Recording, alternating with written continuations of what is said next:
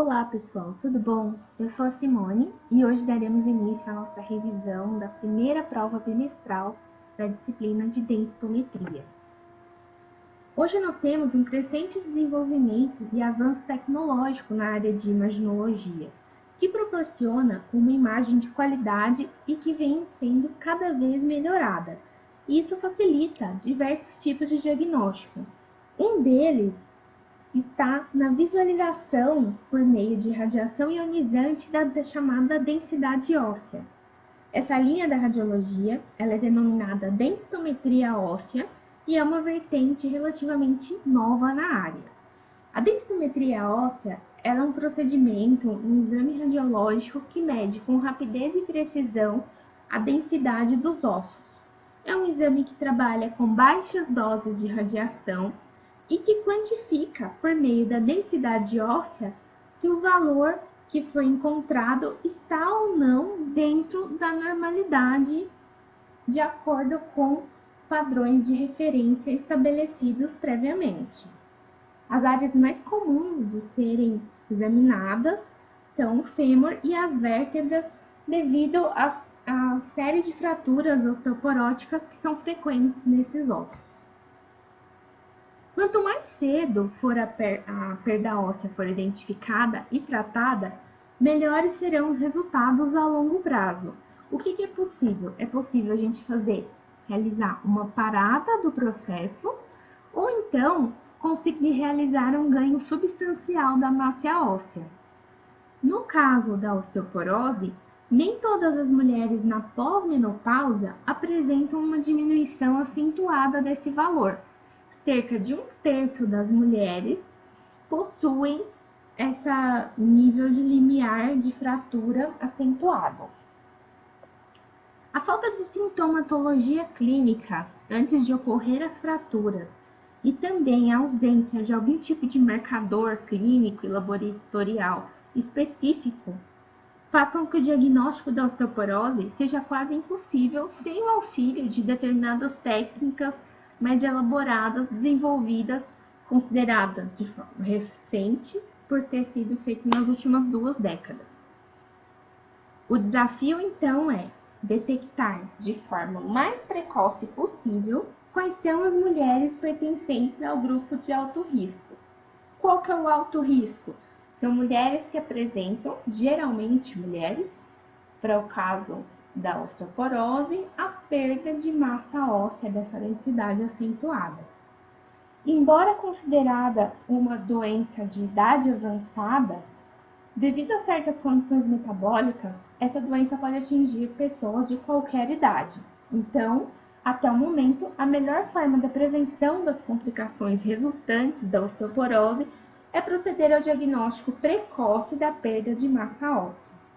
Com o intuito de tornar mais fidedigno os resultados do exame de densitometria óssea para o diagnóstico da osteoporose, em 1994, a Organização Mundial de Saúde propôs que o diagnóstico fosse estabelecido tendo como base resultados de uma série de exames realizados para que fosse criada, então, uma tabela de referência de normalidade para colocar os adultos jovens e saudáveis, se eles se encaixavam ou não, de acordo com o exame, dentro desses valores.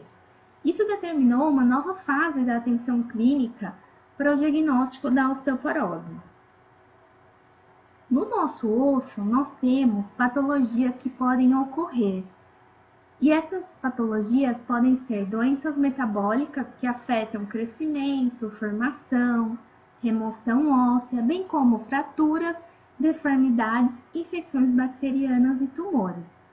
Algumas doenças metabólicas ósseas, elas incluem condições relativamente comuns que resultam de desequilíbrio entre a atividade osteoclástica na formação óssea e a atividade osteoclástica. A osteoporose, ela é uma alteração metabólica, a mais comum, principalmente para o diagnóstico realizado pela técnica de densitometria óssea, e essa doença é secundária a outras doenças que levam à diminuição da atividade osteoblástica, bem como aumento da atividade osteoclástica, com diminuição progressiva da massa total e da densidade óssea. Então, quando nós falamos de valores de referência de normalidade, lá no começo, onde a OMS determinou esses parâmetros, nós verificamos que o paciente que tiver uma densidade óssea mais baixa vai ser diagnosticado com a osteoporose. Outras patologias são raquitismo e osteomalácia, hiperparatireoidismo, a doença de Paget óssea. Essas são outras doenças, outros exemplos de patologias que podem ser detectados por meio da técnica de densitometria óssea. Uma outra patologia também detectada pela técnica de densitometria é a osteopenia. A osteopenia é uma condição caracterizada pela ocorrência de densidade mineral do osso mais baixa que a normal, assim como a osteoporose. Os ossos são constituídos de minerais como o cálcio e o fosfato, que nós vimos que são armazenados na matriz, e a osteopenia é considerada um precursor de uma condição similar do osso chamada osteoporose. Então, antes da detecção diagnóstico como osteoporose, nós podemos ter um quadro de osteopenia, mas não necessariamente o indivíduo tem o diagnóstico de osteoporose. Às vezes, a densidade óssea pode estar somente diminuída para a condição de osteopenia.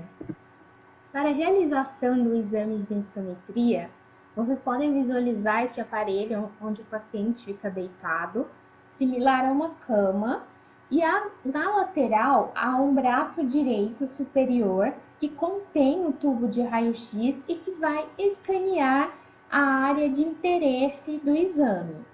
Esse equipamento ele dispõe de um software especial para realizar os cálculos de densitometria. O software nada mais é do que um programa que faz cálculo dessas áreas e correlaciona com aqueles valores de referência que nós vimos nos primeiros slides.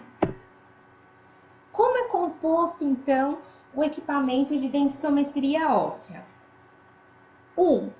Nós temos a mesa escaneadora.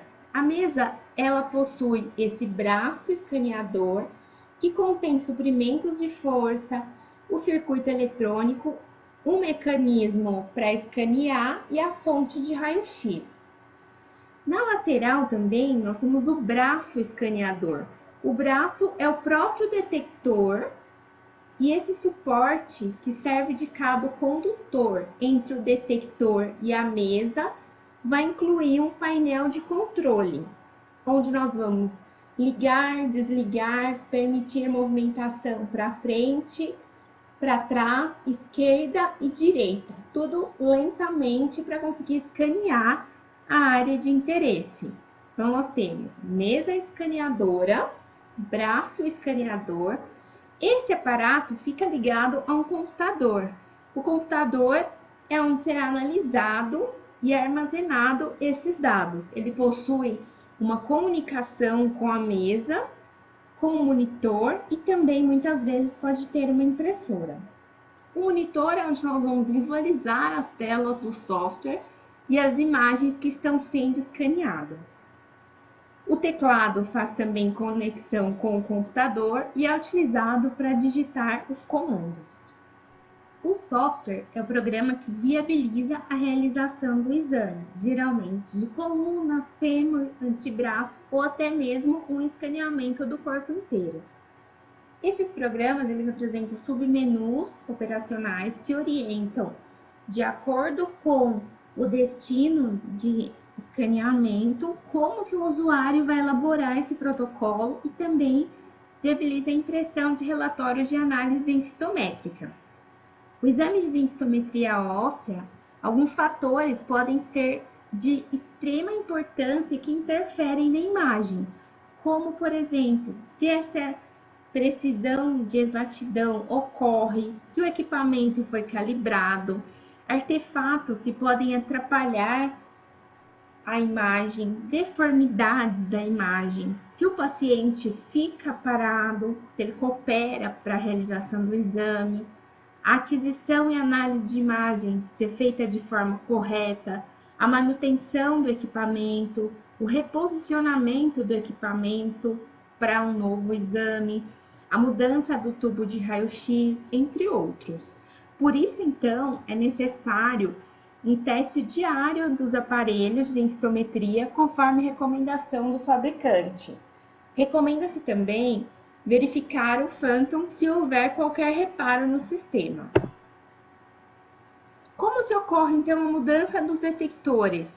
Quando ocorre mudança do detector do equipamento, é necessário que nós sigamos um equipamento de protocolo básico do local, que vai incluir questionário do paciente, histórico, peso, altura, se ocorre realmente uma indicação para avaliação da densitometria, se esse paciente tem um histórico de fraturas que pode alterar, então, o resultado final frente à técnica, se ele sofreu alguma queda, se já está na fase de menopausa, pós-menopausa, qual foi a data da última menstruação para pacientes mulheres, doenças que já ocorreram, medicamentos que podem alterar ou mascarar um resultado de densitometria, como reposição hormonal, utilização de cortisonas,